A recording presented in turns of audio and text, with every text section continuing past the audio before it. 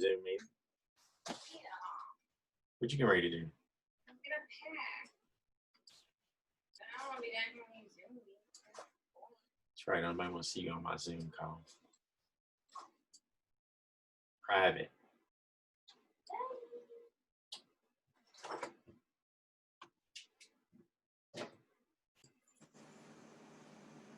Another guy, I don't think he can get on right now. James is having a little difficulty, I think. Oh, okay. Oh, here we go. I'm sitting there eating on chips, man. My bad. Okay.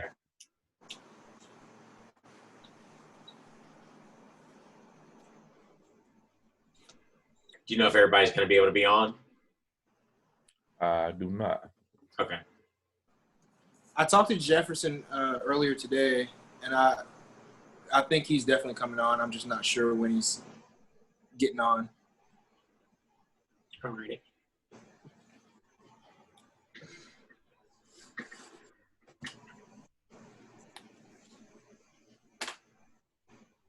We'll wait for everybody to show up before we start asking all the many questions that I had. That's good with me. It's good with me. Okay. So where are you stationed at right now? I'm in St. Louis, Missouri. Okay. That is where I do most of my business, and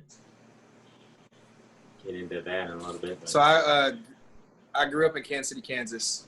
Okay. And whenever I go home from Memphis to Kansas City, I take the St. Louis way because it's all interstate. Otherwise, you're just going through all these small towns. Yeah. So did you go to college in Kansas or Memphis or? Yeah, in Kansas. So I went to Kansas State University, Wildcats. But I moved here to Memphis for a program called Downline. Okay. I ran track at Mizzou, and we competed against K-State back in the day. Okay. Mizzou. I got some good friends from Mizzou, so I don't hate on them as much. Yes. Yeah, KU is more of the issues than K-State. Yeah. Rivalry, but it's all good. What's going on, guys? Hey, Travis. Hello. How y'all doing?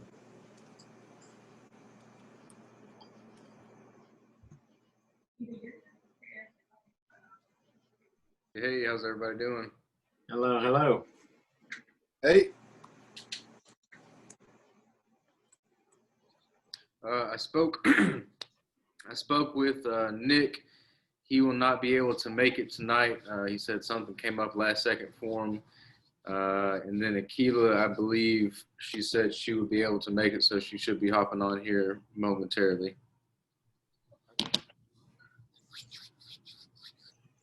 We just -1 then.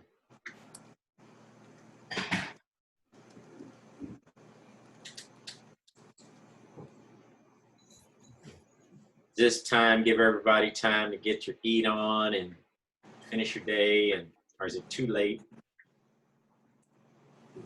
Oh, no, it's good for me. That's great. Yeah, good for me as well.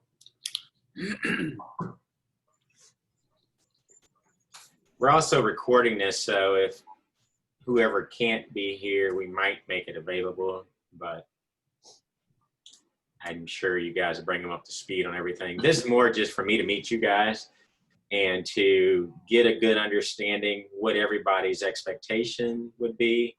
Of course, introduce myself and get an idea. Are you just looking to learn something? Or are we actually going to pull the trigger and buy some stuff and do some things down in Memphis? So that's my biggest question, because I'm anxious to buy something in Memphis and learn the process and all that good stuff. So that's my game. So.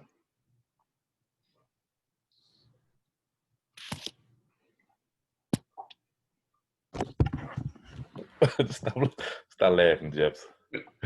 I know you're laughing at me, man. I am, yeah, Buck, I am. Hey, how y'all doing, man? Hello. It's been a long day, man. Inside story to that? No, man, get off of work. One of my leads that work for me and stuff like that, he didn't show up, so I did an hour and a half over overtime. Then a couple of kids, I cut hair on the side, and went to cut some hair for some football player, Memphis University of Memphis. You know, man, they've been teenagers, man. Their time and be terrible. I'm like, man, hold up, I gotta do this. Wait, I'm like, man, come on, y'all. I got somewhere to be. I'm tired. I ain't been at home yet. And yeah, so now I'm finally get to the house, settling it down. Okay. Well, I will go ahead and start. And the other person is Keela, you said? Yes, sir. And it's a she? Yes, sir. Okay. So she pops on. That's great. We're recording this. Just give you a little information. I am from St. Louis, Missouri. I'm not from St. Louis, but I mean, that's where we live. I'm from Bowling Green, Missouri, which is a little bitty, small rural farming community about 80 miles north of St. Louis. And when I grew up, there was about 2,500 people in that town and nothing to do. So we did sports or activities. You just went from one season into the next. And that was it. Dad was a farmer. Mom was a nurse. And that was pretty much it. And great enjoyment in a little town. And I was telling Aaron, I went to Mizzou, is where I went to college. And I ran track while I was up there and did some other things. But we competed against the Wildcats. So that was interesting. Back when it was Big 8, long before you guys may have been thought of. But anyway, Jefferson was interested in real estate. And I said, hey, I was getting ready to do a boot camp. I was going to do it locally, but you know, with the pandemic thing, it kind of changed everything up. So I'm trying to do this remotely. I normally coach locally here in St. Louis. I've been coaching for about 8 years. And I started off teaching people how to flip houses. I got involved in real estate about 20 years ago. And that's how I started, was learning how to flip houses. And I've been doing some version of that for the last 20 years. I've flipped maybe 200 houses since then. And about 6 to 8 years ago, people started wanting to know how to do it. And I started taking them by the hand and walking them through the process on how to flip a house. Normally it takes about 6 months to teach a person how to flip a house. And we would do 3 projects together. So I would have them for about a year and a half. And it started off with probably the most receptive with females. Females are very good students because they don't know anything about real estate and they do whatever you tell them to do. So they're really good. Guys are a little more challenging because it's like, I know how to do this, I know how to do that. My dad told me this or that. And it's like, well, why did you hire me to be your coach? So they're a little more difficult to coach. But then the market changed, everything crashed. I lost everything, had to start all over again. And I started teaching investment property, how to acquire investment property. And the technique that I use is called the BRRRR system. I don't know if you're familiar with that, but it's you buy a property, you rehab it, you rent it, you refi, and then you repeat the process. If you have a good job, you have decent credit, I can show you how to buy an never-ending supply of real estate. If you're buying in the right area, do the rehab, and you get the right renters, the process works over and over and over and over. It's a 2-step process where you buy the property generally with a hard money loan. And I'll come back to these terms if I lose anybody, but it's kind of like a loan shark that you see on TV. They're not that bad, but it's somebody who's going to make a loan to you without running your credit check and all those stuff. They're supposed to be lending against the property itself as a standalone asset that secures the note. Once you get the property in your name, you get it renovated, you put a tenant in it, then you refinance the property with a local bank that'll give you a 20-year mortgage, and then you get your money back to pay off the hard money lender and any money that you put out of your pocket for any repairs or anything like that. So that's kind of how the process works, and it just goes on and on and on and on. When I was down in Memphis before, Jefferson took me around through some of the neighborhoods And those are the type properties that I normally buy, anywhere from $10,000 to $30,000 houses. You put $10,000 in them, and you can rent them out for $850, $900 a month. Your mortgage is less. It doesn't take that long to pay them off, and you generally have a strong cash flow. The problem with those properties are that most banks redline those areas, and they don't want to refinance you out of them. So that involves another technique, which is private money lending, which I'll get into in a little bit later, but that's generally how you solve that problem. But houses that are $80,000 to $100,000, you can usually get those refinanced, and you don't have any problem with redlining. Lower end houses, banks just don't want to deal with that area. They tell you it's a default area, so it's just redlined. It's illegal, but it happens. So that was the piece about it that was interesting. I have worked with a guy from Memphis, Hewlett Gregory, who's cash flow, Memphis cash flow. If you've got any experience in real estate down there, he's one of two big players. The other one I can't think of, it's Memphis Invest is the other one. And Memphis Invest are actually in St. Louis buying rental properties up here. So those are the two competitors that you have down there that I would definitely want you guys to get involved with, and kind of start poking your nose around. So enough about me. If you would kind of go through and introduce me to you, telling me a little bit about your background, your working nature, kind of roughly salary, if you feel comfortable with that, credit, good, medium, bad, just so I have a flavor of who's on the call. And of course, tell me what you're looking to do, whether you're just gaining information or you're looking to buy a house to live in, you're buying a house to invest. Just kind of help me get a better understanding of what you're looking to do. So, and Aaron is the first one in my camera. So can you lead us, and then we'll get Travis next. Yeah. Hey, everybody, my name is Aaron. I know some of you guys. I am a graphic designer, and so I've been in Memphis for about 3 years. I work full-time, and then I freelance on the side a little bit. So my income fluctuates between 40 to 45 a year. And then what am I looking to do? Man, I'm looking to learn for sure. I thought you said it was very interesting, like how women are way easier to teach. What I heard from that is like you're looking for someone who's teachable and coachable and doesn't like have a lot of pride that's going to stop them. So that's something that interests me because like I'm coming to you because I know nothing about real estate. I think overall goals is I would love to know what it looks like to buy a house. I have no experience in that. My parents don't have any real experience from that. So like I'm looking to learn and to grow just so I can help set myself up and be able to have a house in the future, and then ultimately be able to flip houses or be able to do a renting thing to have just income, extra stream of income coming in.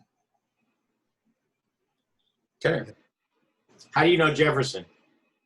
That is a good question. I know Jefferson through Downline. I had a really good friend. They were in the same cohort together, and then just kind of met Jefferson. I was like, I like this cat. So ever since then, we've been kind of cool. All right, great. Travis? Yeah, hey y'all, Travis Tennant. Graduated from Oklahoma State University with a degree in marketing. Let's see, I work for a nonprofit consulting agency here in Memphis. DJ on the side as well too. Tough business to be in right now. Let's see. My wife and I bought our first house last year. So about right at a year ago, had our first baby girl, our first child last October. So I think in regards, salary wise, I'm depending on DJ stuff, lower 50s, 27, 5 years out of college. So yeah, I think goals for me, we bought our first house. I think I would like to know a lot more about investing, but like thinking of it from two different lenses. One, my wife being able to have a place where she can stay home with our kids eventually. She really wants to do that. And so kind of a business that we could have as a family, but also thinking of it from a community development standpoint and not just a profit standpoint as well. So interested in learning about those two things. What's your wife do? She works for a nonprofit doing social work. Not the same one, but a different one? Different one. Yep. Okay. Is she gung-ho about helping you in real estate, or y'all in the same? She actually was thinking earlier this year of making a career change into being a realtor. So hasn't really pursued it a lot, but she's been really interested in the process. Okay. That's one thing with me. If you're married, normally I have both people sit down and talk, and we usually do a 2-hour session, an hour just me sharing with you why I think I would be able to work with you, and you telling me what you're looking for. I totally believe you have to be in agreement in order to move forward in this real estate, because generally females are more security based, and when you go out there and start running and trying to do this, you're taking on debt, and if both people aren't in agreement, that can sometimes create some friction at home. So I just try to get an idea of are we both heading in the same direction, pulling in the same direction. So good to know that you're married, and we'll come back to that later and have an offline conversation on that, where we can, all Zoom together, or all three of us anyway. So Cool. Good to hear that. Yeah. Mr. Jefferson. I guess some recent news, Mr. Grimmett. No longer with JIF as of last Friday, so I'm a little bit in between jobs right now. But just off that last conversation we spoke about, I'm interested in kind of both what Aaron and Travis said. I like the residual income, and I like the standpoint of having my hands in a few things for that, but also in terms of community development, being able to provide housing for specific people, specific groups, just really bring a full picture around for that entire avenue. And so, definitely interested in renting, flipping, anything and everything, and then eventually, buying a house in the future. Just getting more details with that and seeing what that looks like. So, Yep. All righty, James. Yeah. Well, actually I used to work with Jefferson and Jeff. I met Jefferson a long time ago. We under the same disciple making group, and met him. We hit it off. We've been, tight ever since. But right now I'm working with Economic Opportunity as a faith-based staffing business. And my salary, I want to say from 42 to 45, anywhere between that. Right now I'm developing a relationship, and looking to move in another house, about to sell her house. But in between there, I'm not sure whether or not we're gonna do it together or not. So, but I always talk with her and tell them that, real estate is something I wanted to do, get involved with it, at least learn how to do it, or go at it full time, mostly investment properties. There's basically whatever it takes. I don't know if it's gonna be something that I'm just gun ho right now. It just seems, money always the issue. You look at the money side of things, like, okay, I can do that. Like I said, passive income is something that, I guess everybody wants. I looked at real estate as one of those things that I looked at some of the passive income that might help me out. Okay, excellent. First of all, let me address the income thing and credit. Real estate, as you probably have heard sometimes, you can do real estate with no money, meaning it doesn't have to be your money, but somebody's money does have to come to the table. And I've done it all kind of different ways. I mean, creative financing is one of the things that I've done before. I've made it all, lost it all multiple times. Went through bankruptcy probably 6 years ago. Came out of that, buying our house cash. We've been in a cash stance for about 8 or 9 years. No, more than that, probably 15 years, I guess, where we've gone to just a cash basis. We don't have it, we don't buy it for the most part. We buy used vehicles, and the goal was to send the kids to college and have them have minimal debt coming out of that. So cash has flipped. When I first started doing real estate, it was all about debt.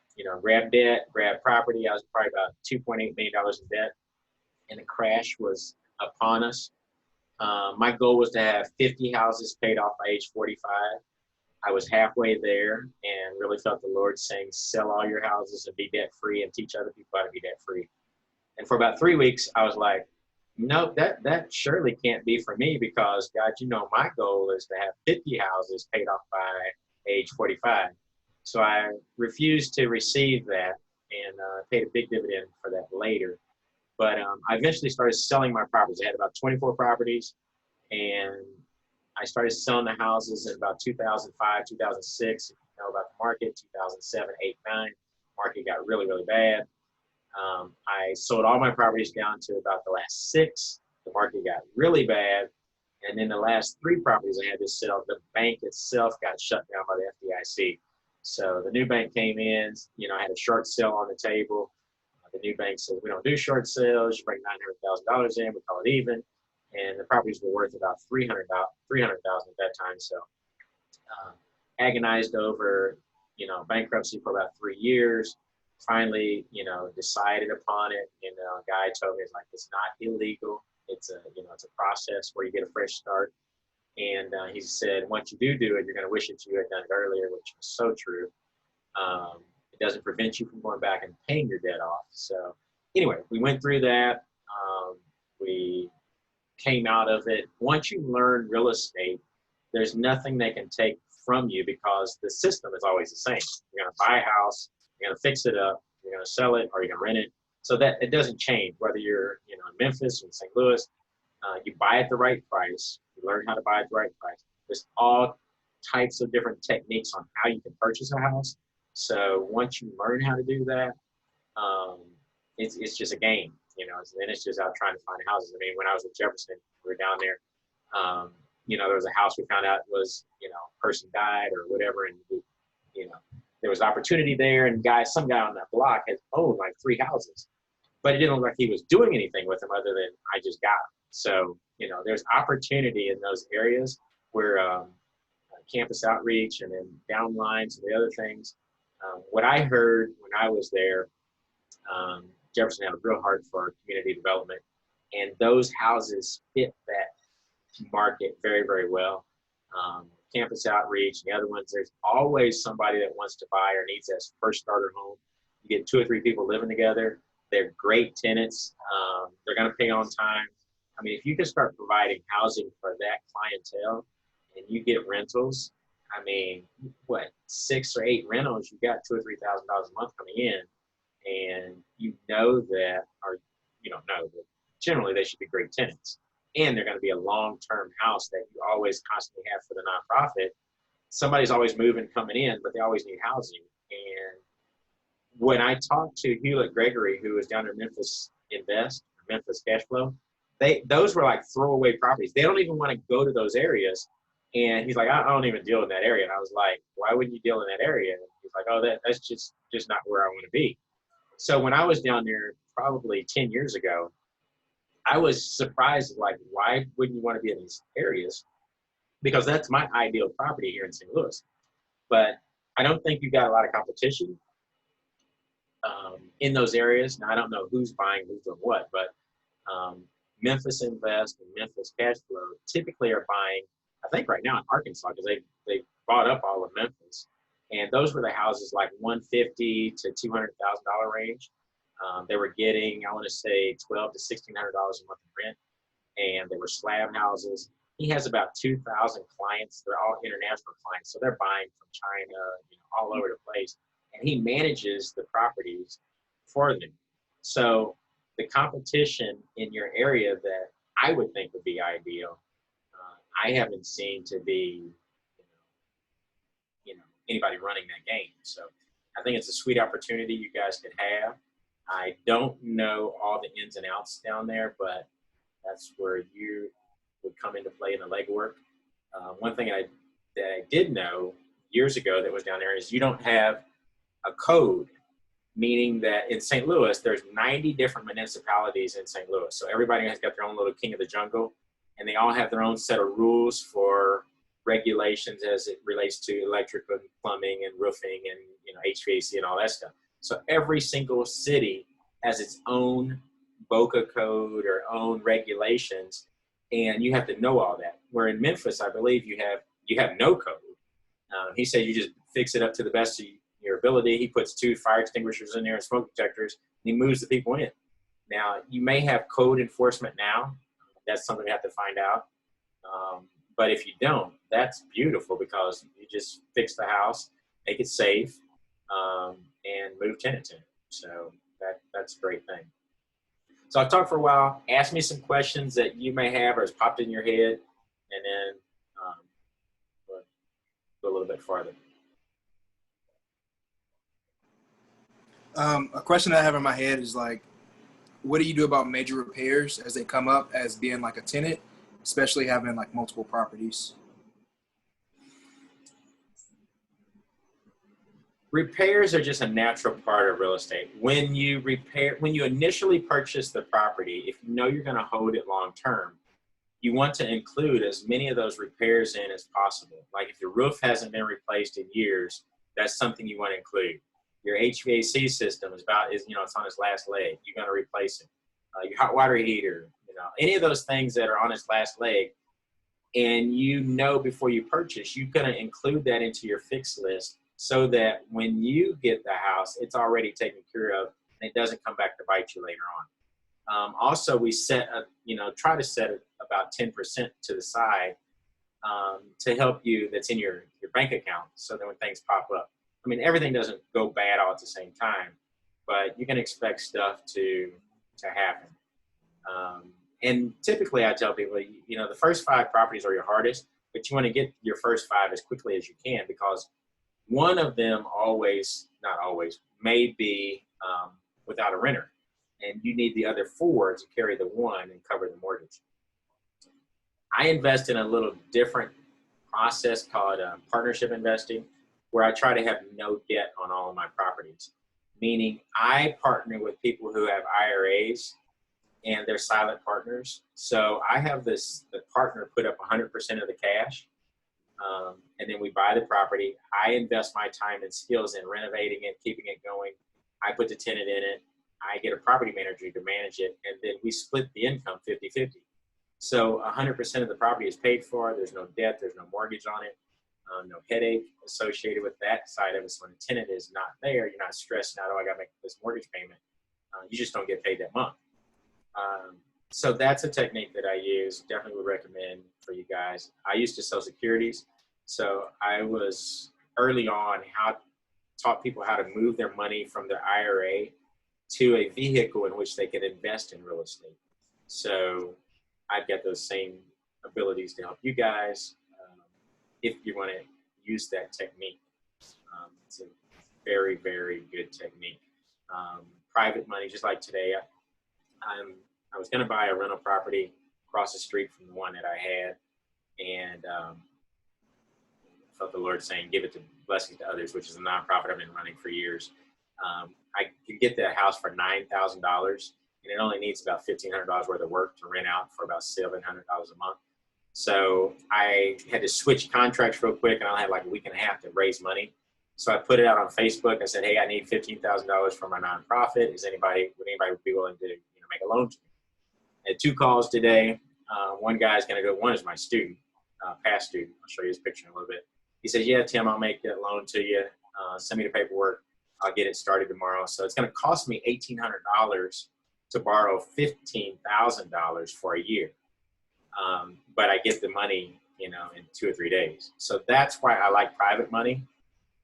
It's just, and you get the terms. I don't have to make payments till the end of the year. You know, it's like, it's just, you get to create the payments, you create the terms, but just most people don't know how to do that. So I just help them set it up and structure it.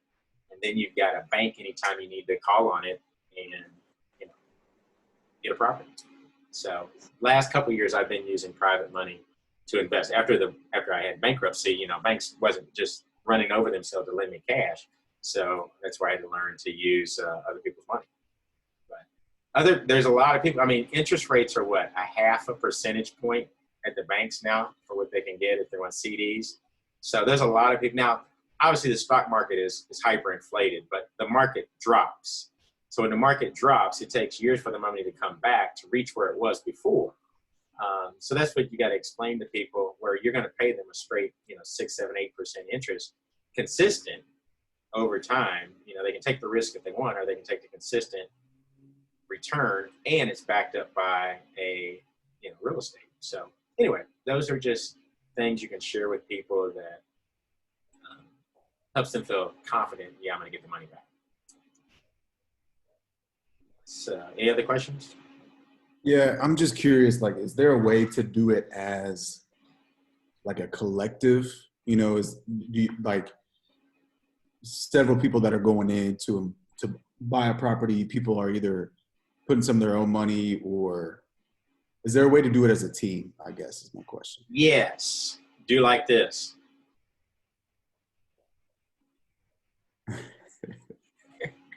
Yes, I've done some of those, and here's what I found. We had like 15 people. Everybody put like $3,000 in.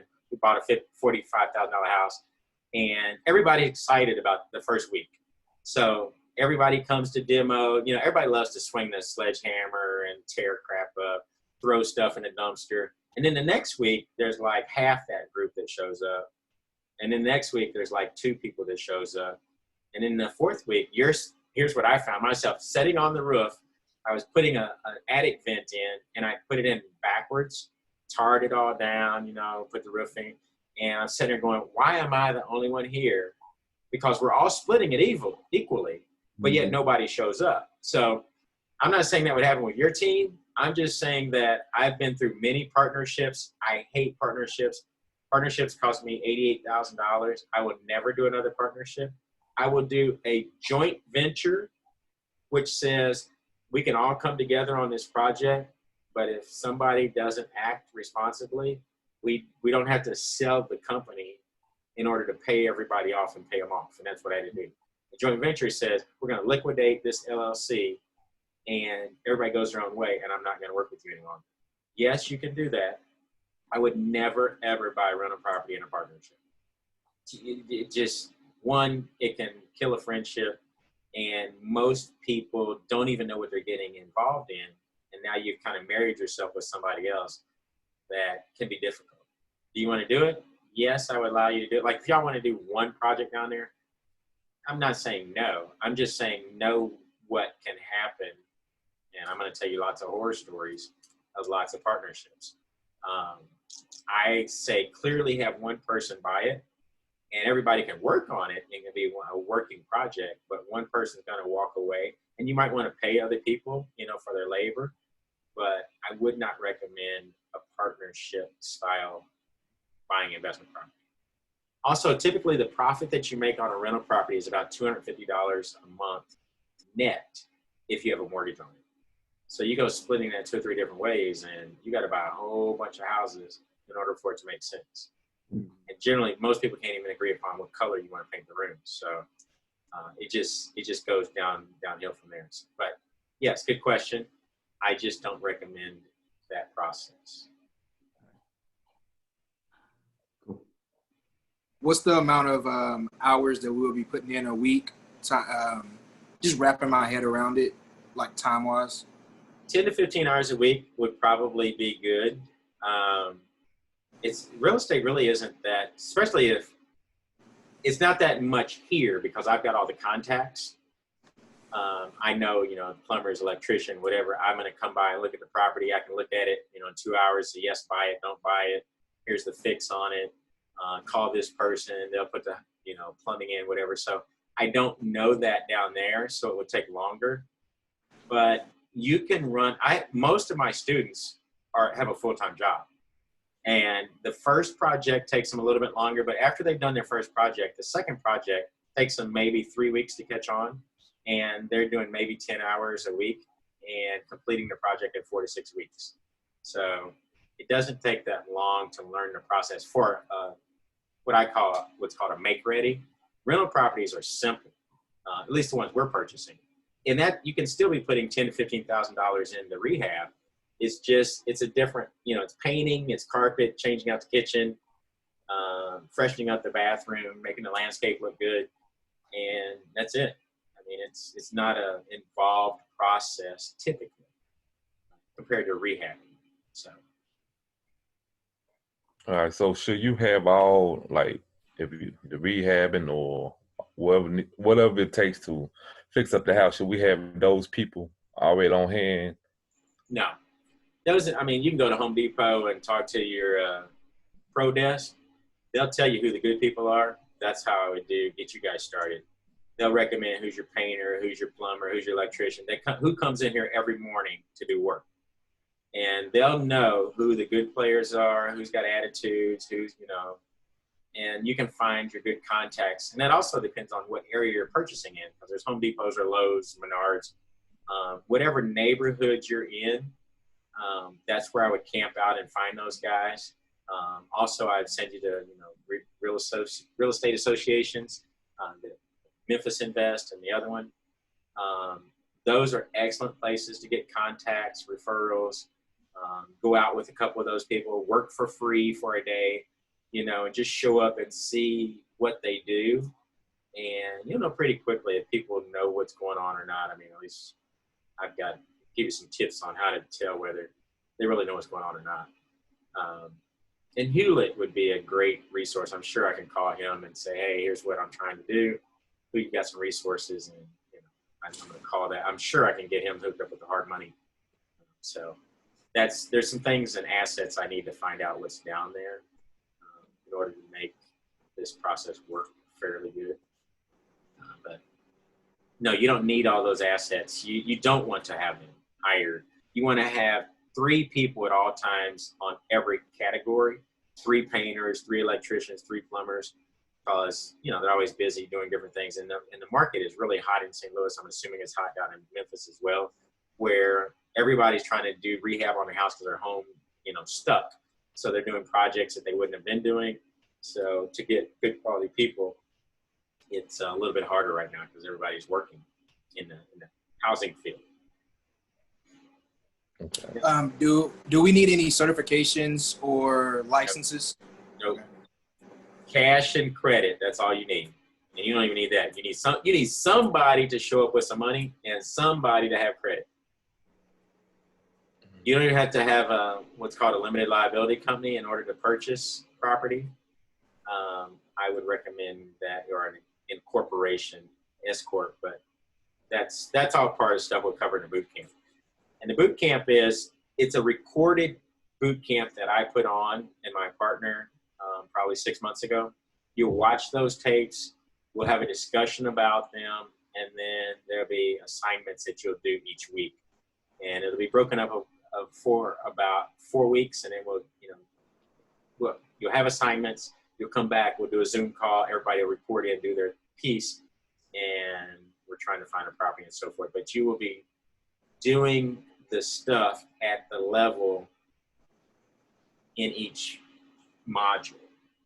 Now, I've not done it like this, but this is how we're going to do it long distance. We'll see how this works. So I have no idea price-wise what I would charge for this. Normally, the boot camp is $497 a month. $497 to do this. Normally, I charge $7,500 to teach a person how to do real estate. That usually involves 3 to 6 months worth of training. Obviously, I'm not going to charge you guys that amount. We'll figure out how that works. I'm not so much concerned about that. I'm concerned about let's really do something, and I got to be able to help you get financing. Because if I can't help you get financing, it makes it really, really difficult to do real estate. That's why I work with people in St. Louis. And normally, the household income is $300,000. They got 750 credit score and above. They're easy. I can package them up in about 30 minutes, walk them in the bank, get $250,000 line of credit, and then all I got to do is just go find a house. So it's a little bit different. I don't know your market. I don't know who your takeout banker is in Memphis. I'm looking for someone who's a local bank, not a national bank, not like a Wells Fargo or Iberia Bank or whatever. We need somebody local with old money that's a common sense lender, meaning that you're going to walk in, they're going to know your name, you're not a number, and they'll go, yeah, I'll make you that loan. I'll do that. So anyway, we'll figure that out. I'm going to show you a few things now. Hope everything works well. I'm going to share my screen and tell me if this all works. I'm not really a big tech guy, but let's see how it works.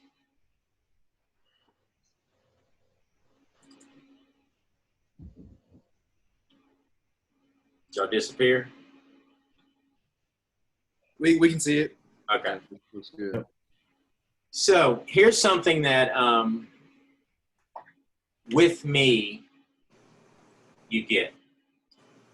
There are 5 areas of life that I believe we all walk through, and one is life, living intentionally, and assuming everybody here is on Christian, we're all Christians, so that assuming that Jefferson invited you, that's kind of a common thread. Hope so. My goal is to share my life experiences with you, and if you give me permission, I will speak into your life among these 5 areas. Life being how we intentionally live, our purpose as an individual, if you're married, a married couple, and then as a family, if you have a family. Business is the second aspect I look at that. God has given us a gift, and somehow we create income from that gifting that he's given us.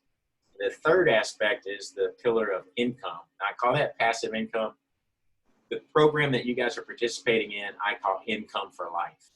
It is a model in which you can get real estate that if you position it correctly, you will have a lifetime of income. So real estate is not the only aspect. It's the one that I know the most, and that's the one that fits in that slot for me. Number 4 is purpose. What I find is some people start generating more money than they can really spend. They may get a emptiness feeling in their life or midlife crisis, 40, 50 years old, like I want more out of life. Then it's purpose. And we've got some activities that we help people get clarity on what they're doing and moving forward. And that is the 4th pillar, I call it. Legacy is the 5th pillar. That is how we're going to do kingdom work. My goal is to be a reverse tither, and at that point, hopefully later in life. And then how do we transition all of our assets to our children, our children's children, without Uncle Sam getting a sticky hand and getting all our money? So I do that through an insurance product. Just recently had all my kids sign up for that life insurance type policy because we all know that we're going to die unless we get drawn up before the end of the world. But that's a guarantee that we can generate income to pass on to our next legacy. You buy $1 million policy and you grow it over your lifetime, because you guys, ideal age to start one. You can live off the interest assets of it, and then when you die, pass that income to your kids, income tax free, and they can then grow their legacy as well. So that's something we can talk about later, but I share all those aspects with you. Whatever I've learned and accumulated, I'm going to be sharing with you if you give me permission to speak into your life in those aspects. So I just want to let you know this is kind of the guiding aspect that I position all my coaching around. My wife and I coach together relationship-wise with married couples, or soon-to-be married couples, and all the way through there. So that's just something that I'm passionate about. These are, I guess I can hit this button and it won't mess everything up. Some of the students that I've had that, this is RJ and Leanne. RJ is the guy who made the $15,000 loan to me today. He joined roughly about a year ago, maybe a year and a half ago. And he has, I think, 5 rental properties now. He's a media sales marketing guy. His wife works. Their first house, they went $20,000 over budget because she kept telling him things that she wanted to do. It was like the Joanne show. And I kept saying, you don't want to do that. You don't want to do that. Well, they got out of that project because the property appraised higher, but that's not how you want to start off. They've since cut it back, and they're online. And his goal was to add about $3,000 to $4,000 worth of extra income after he retired. So that's what he's done. These are some of his first two houses that he rehabbed. The 1220 Boulder was his first house. Purchased at 64. The rehab was $25,000. It was supposed to be 12. He went over, but it rented well. The other one he bought on his own, and it just kept going from there. This is Dustin. You'll see him in the video of our boot camp. He's like crazy. I mean, he's off the chart wild. I mean, he's bought like 40 properties in the last year and a half that I chose him to be with me coaching because he's just crazy. I mean, he was me years ago. You know, debt means no problem. I'm going to do this. I'm going to be, you know, it's like, great, keep rolling. But today I talked to him. He's buying 7 properties this month. He's got 2 under contract to purchase for next month. So he's definitely on the road running. 60 St. Maurice is a house that I sold him. It was totally done, turnkey. Wish I'd kept it. This is one of the female that I had. Does anybody know what a square of shingles is? Okay, it's like a 3x3 area, whatever. I mean, a 9 foot by 9 foot. She had no idea what a square was of shingles. She was one of my best students because she did anything you told her to do, and she always had a notebook. And she's got some of the best notes, which I have a demonstration on that I'll share with you later. But she recorded the entire process. I mean, everything. She's got she went to spend like $25,000. It's broken up 5 different ways, by each room, by product code, by rehab person. I mean, she's got it all different ways she could split it apart. And she did real well with her rehab. So there's a guy, he bought like 4 properties all at one time. He's talking to the neighbor and ended up buying all kind of properties right in the neighborhood. So this is my superstar female. She started when I was teaching rehabs, and she did her first 3 rehabs, and we did probably 10 projects after that, 50-50 splits. Last year we bought a package of 11 properties and sold them with all in about 8 months, rehabbed them in 8, and sold them all. So she does $500,000-$600,000 houses, but does good wholesaling, flips. She now coaches herself, but lots and lots of experience there, what she's doing. I'm going to run you through a nightmare house that I just have, and then we'll wrap this up in just a little bit. I was scheduled to buy this house for $5,000. When I saw it originally, this is how it looked. It had fire damage in the kitchen. You can see right there is a little fire damage coming out the top. Electric box was missing, meaning it had been turned off for a while. Smoke damage, no problem. Go in there, wash it down, paint, whatever.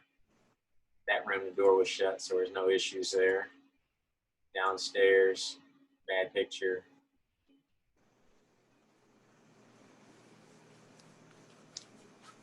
And then a tree fell on it.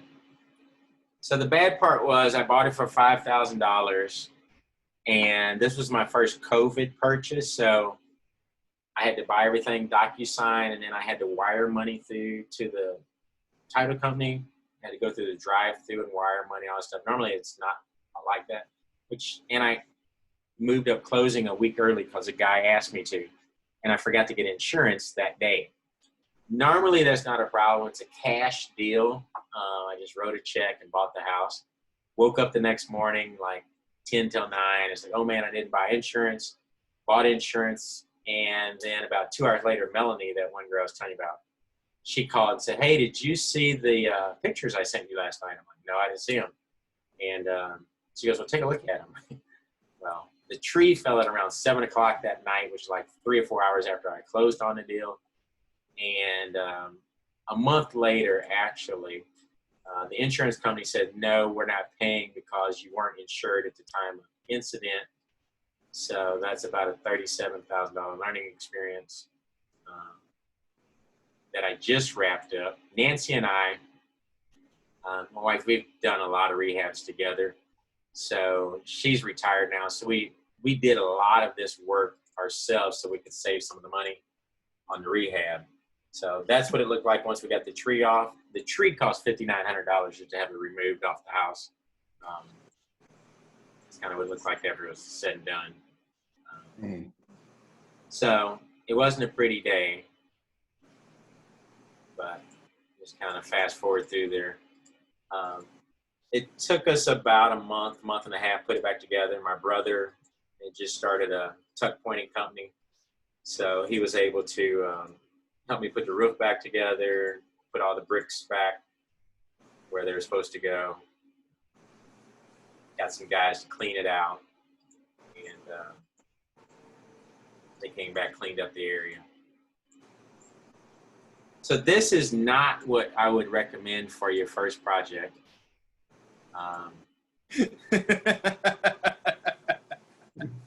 It's doable, but that might be a little bit more than you're ready for. Holy smokes. So there we're trying to put the roof back on because for a month it just rained straight inside the house. This is also an area where they had fired all the inspectors before. So only female inspectors are in that city. Not to say they don't know too much, but they don't know too much. And they missed about 3 different inspections, but I kept telling them, I can't wait for you. I got to keep going. So I said, I'll take pictures and you can do whatever you want to do, but I'm putting it together. So we got the roof put back on. You can see the chimneys knocked off there. Just start all over again with that. Put new plumbing in while we had it all broken open. As the kitchen is getting shut in. Bathroom. Back of the house. It's coming back together. Building the chimney. That's my brother. Was that custom scaffolding? Yes. He bought the tuck pointing and he got a truck full of scaffolding and like 2 or 3 vehicles. They finally got it together. If you get to work with your brother, you know the challenges with all that. He'd show up one day, not show up another day. And the price he gave me was so good, I couldn't really get mad. But we eventually got it finished, sided, and then I could go ahead and do my stuff on the inside. And Nancy, who you'll see, who's my #1 trooper, she's a great painter and electrician. So we got it all put back together. And we had a person move in probably about 2 weeks ago. Anyway, we got done, and it to the tune of about $40,000, which I'll have to refinance. The good part is that I bought it at the right price. If I'd have bought it at 40 grand and it had $40,000 worth of damage and it was only worth 40, I'm truly out the money.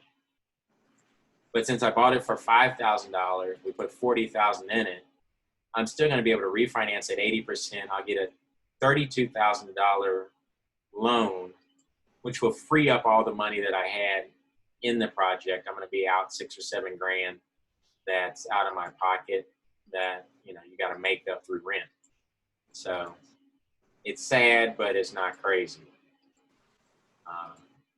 I saved probably $12,000 by doing the rehab myself, mudding and taping and painting.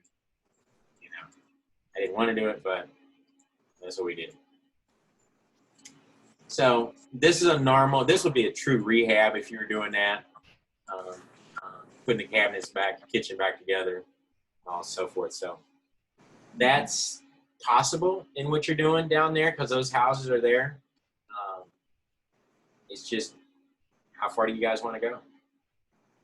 So when we start off next week, I'll probably either send you this link, or my guy and I are going to be meeting Thursday and building out a certain area. But it'll just be a video that you'll get. There'll be different modules that you'll have. And then in real estate, it just goes through. We just recorded the whole weekend, and then there's just different assignments that I'll give you. So that's pretty much how it'll work that I've got in mind right now for me. Any questions you got on that? Any suggestions? Are we looking at this time each week? Good question. I don't know. Does that work for people? Can it be earlier? Does this work? Tuesday nights kind of like that was the best night for most everybody who responded. So I don't know.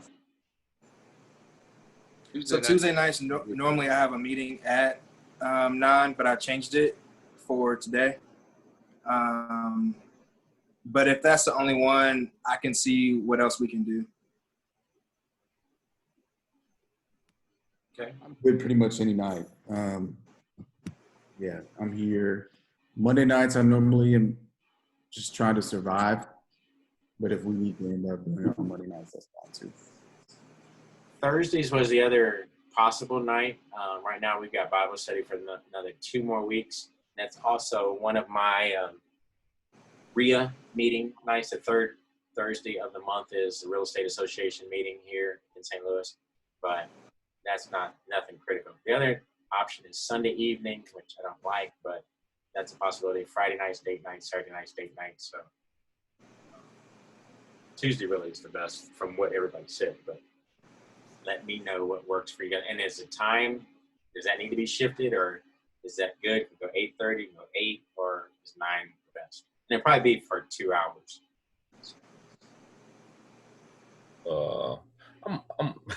I get up early and I go to bed early. So 9 o'clock, I'm pushing it then right now. Does So 8 work better, or 7, or what? if everybody can make it at 8 or 7, that'll be fine with me. But yeah, Yeah, I'll definitely push for 8 at the latest for sure for me. Every other Wednesday and Thursday, I've got something going on, so it kind of depends on which week that is. So yeah, it just kind of depends on what day we settle on, but I would prefer 8 for sure. Okay. Sound like Tuesday is kind of the falling out to be the best day. And I'm good with earlier. It's just, I just made it late because I figured we'd get past stuff that might be popping up in your schedule with short notice, trying to just get this meeting in. So I'm good at 7:30. I mean, just as long as everybody's had a chance to eat, you're not really rushing yourself through the, that aspect, I'm fine. So let me know what works for you guys, or if you guys need to talk, and but I'm good. So I can do 7:30. Cool, 7:30. So if we did 7 or 7:30, I would have to dip out by 9 because I have that meeting that's weekly, and that's for a startup that I'm working with. I'm one of the designers for that, and so we just do like a weekly check-in about things that we have going on related to that. So Do we want to start at 7? I mean, I'm just giving us 2 hours, but it doesn't have to take 2 hours. But normally people have questions. If we talk for an hour, I mean, you see the video for an hour, and then, and it also, I can send you the video. You guys can look at it prior, and then we can just discuss and have discussion questions. And, that could just be an hour, and then however long it goes, it goes. So tell me what you would prefer on that aspect. Send you the video link, and you can watch it anytime you want prior to the video session. That would be best. Yeah, I like that. I personally like that. That'd be great. Okay, then you can watch it at your own convenience. Okay. Yeah. All right. I might send you like the first 4 videos because it's called the foundation piece, and then we can discuss and unpack those when we get together. So it sounds like what we'll do. So 7 o'clock Tuesdays. Are we good with that? Cool with that. And they're all going to be recorded, so people can go back and look at them if they want to look at them. But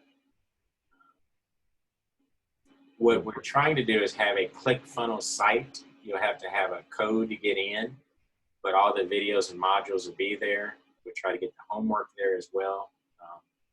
Since y'all the first model, you guys are gonna help me determine what kind of questions you have and how you respond to that. Because I know what I've used here, but it's different when it's all local. I don't know some of the rules that you guys have in Memphis, so that's what's going to be some of the stuff. So I will probably send you guys something prior to our next Tuesday meeting, so you can get started in the videos and how you get into ClickFunnels and all that stuff, and the videos. So any other questions? Yeah. Mr. Tim, what are we looking at in regards to like tuition and price for the program? I don't know. Y'all come up with that. I'm kind of open of like whatever you want to pay. That's we can talk more about that, but I don't have a price in my mind. Okay. Something that's fair, and you can wait till we're done and say this is what the value is, or whatever. I don't know. Okay. I know what value I'm going to bring. You determine what works within your budget, within your family, and we'll discuss that later. And we can discuss that one-on-one too. But that's not my biggest concern. I'm not saying, no, I don't want money. What I'm saying is that the Lord really kind of put it on my heart to let people pay what they want to pay based on the value they receive from it. And because I'm going to continue delivering. Most times with my students, we continue to work many years after this, and they continue to call me and just ask me different questions, even after we're doing usually a monthly fee. Because that's what sets me apart is people will call me or text me, say, I got this question, and I answer it right then. And that's what makes it different than other coaches, which usually got an email, a day or two later, you get a response. And I mean, real estate moves too fast. You can't do that. I mean, generally it's like this one. My sewer's backed up. Who do I call? They tell me I need a new stack. How much does a stack cost? What's reasonable? And who's the contractor I should call? So that's what they're calling me for. So I don't keep people strung out. You can only call me during this time frame. That's not how I operate. So I'm just going with what God told me. You guys will determine what works best. I'm just to deliver high quality performance for you and hold you at a high quality so that you learn and get the most out of this. So we'll cross that later on. And committing to the program, what's the time frame as far as, I know you said initially 6 months maybe, but I know it's a little bit different doing everything virtually. We're going to do 5 Tuesdays in a row. Okay. At the end of 5 Tuesdays, you will have what I call the foundation phase in place, which means you will have your business structure in place, you will have your money in place, and you will know how to find a real estate property. Most people I work with, I have them buying a property within 30 days. So this is going to be a little different, but that's the normal pace. When they hire me, you're buying a property within 30 days. You're finished with it by 2 months, and you're on to buying your next property. That's the pace. What I was talking about 6 months was when I was teaching how to flip houses. That process took 6 months. But normally in a what we call the BRRRR method, you're in and out within 6 to 8 weeks with the whole process. But you can continue to stay in contact with, I'm not even gonna say, because I don't even know how this is gonna go. Somebody down there is gonna have to buy a property. That's all I know. So I'm coming to Memphis, and we're gonna do a rehab. So he said we making it happen. yeah. If you know that about me, I'm a make it happen type of guy. So next time I'll tell you how I got started in real estate. I'll tell you that story. Okay? No other questions. I'm gonna cancel this, and y'all can call me if you got any questions later on next day or so. But I'll be in touch with you by text probably or email what the steps are and stuff coming at you. Okay. Thank you. Appreciate it. Thank You're you so welcome. much. See you later. Bye.